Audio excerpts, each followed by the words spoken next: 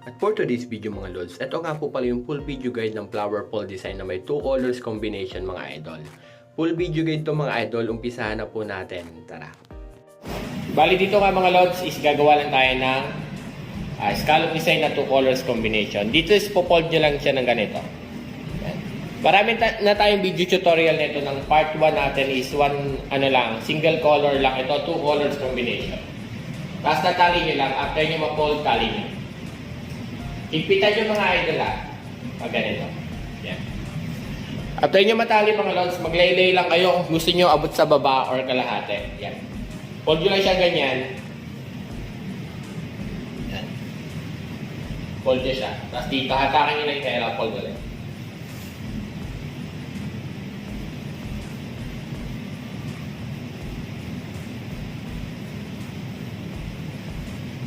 Tapos tali ulit natin dito mga idol.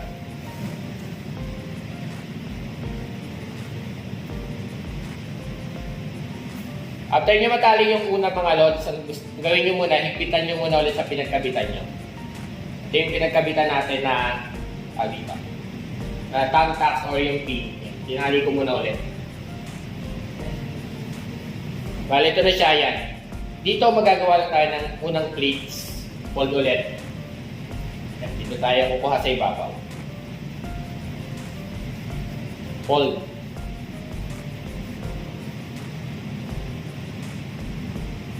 Fold lang natin. Tapos tatali natin. At least yung taas nito mga lods, 5 to 6 inches. Depende sa inyo kung gaano kataas ang gusto nyo. Tapos tali. Ayan. Ito na yung naunang fold. Tapos lalagyan na natin yung pangalawang cloth natin. Ito pala yung silk natin na cloth. Ito yung shiny mga lods. Kung mapapansin nyo, shiny siya. Fold nyo lang di siya ng ganon kagaya ginawa niya.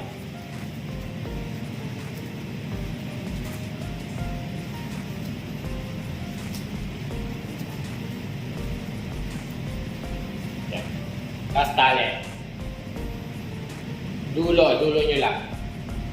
Mahigpit dapat sana ulit.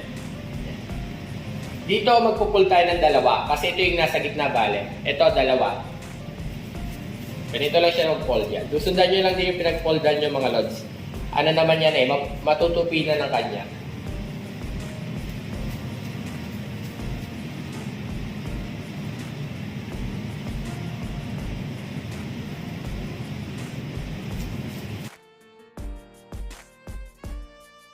After nyo ma-fold yung dalawa mga lods yan, ito naman yung white kanina.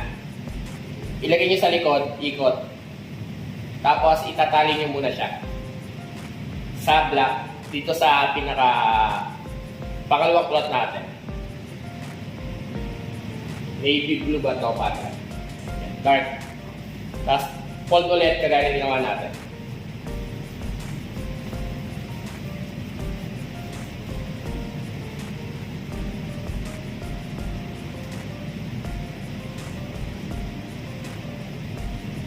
Tali na. Ito na siya mga lods yan. Yung white, tapos dalawang sa gitna, tapos ito. Tapos itong pinaka-wire natin, tatali ulit natin dito sa likod. Para hindi siya kakalas.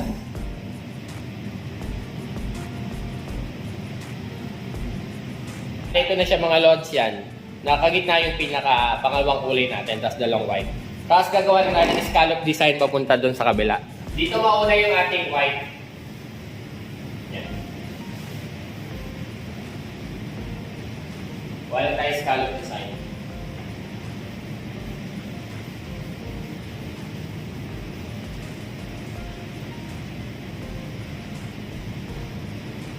Tapos tali.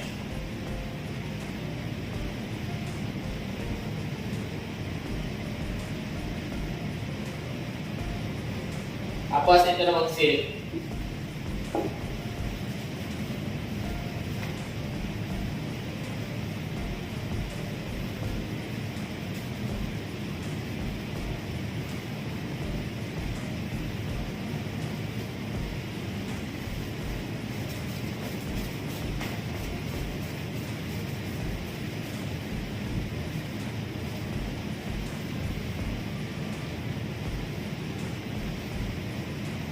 Tapos taliin natin.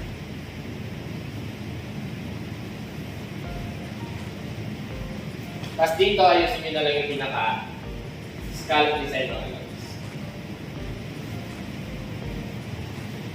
Tapos dito mga lods, papakita ko lang sa inyo yung pinaka-design. Ito yung white natin na nauna. Hatakin nyo lang siya. Dito sa hatakin nyo lang pasigsag. Hinata ko lang siya pasigsag. Or pwede rin naman dire-diretso yung hatak lang mga lods. Tapos ito yung silk yan. Hatakin lang din natin agad.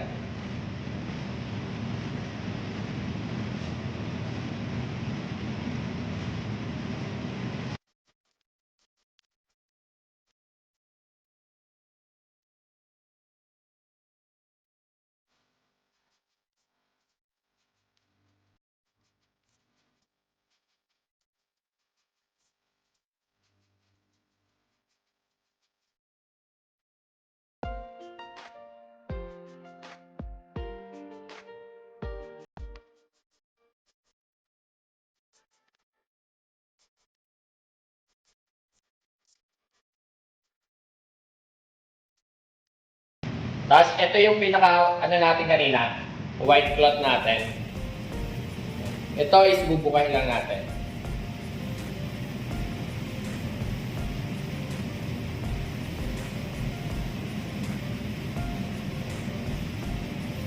Yan na siya mga lods yan.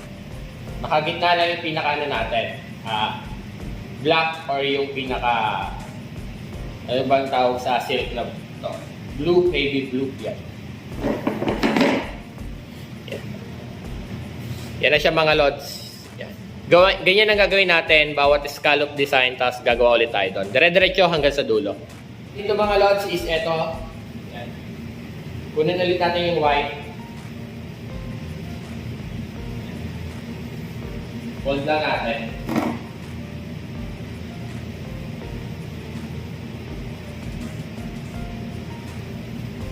Tapos tansyahin nyo na lang yung haba nung nakalaylay dun sa baba. Tapos tali.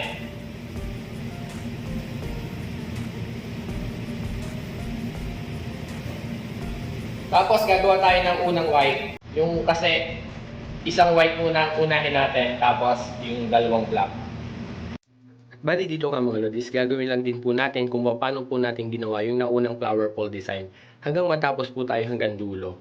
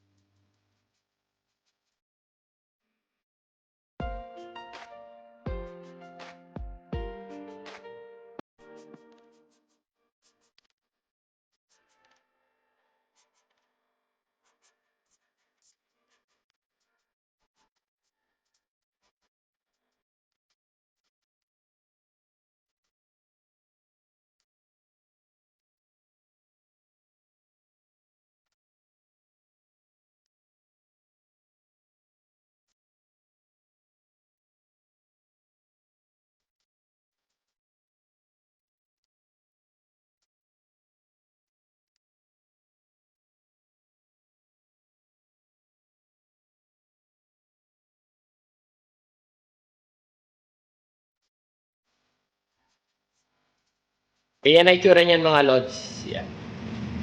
Bali dalawa na yung nagawa natin. Tapos scallop design, tapos ganyan. Yan yung itsura niyan mga idol. Yan. Tapos gagawa lang tayo dire-diretso hanggang sa may dulo.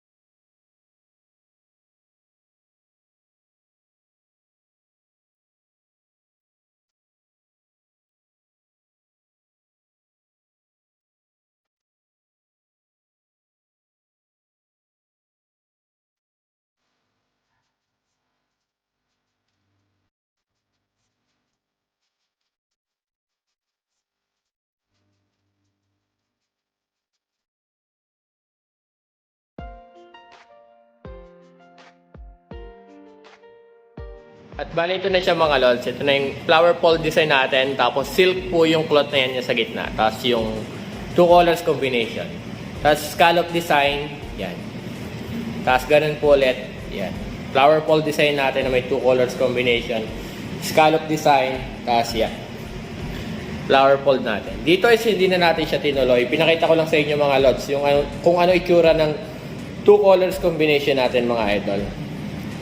Marami na nga pala tayo nagawa nito nung part 1 and part 2. Ngayon may nag-request sa atin ng 2 colors combination. Ito nga po pala siya mga lods yan.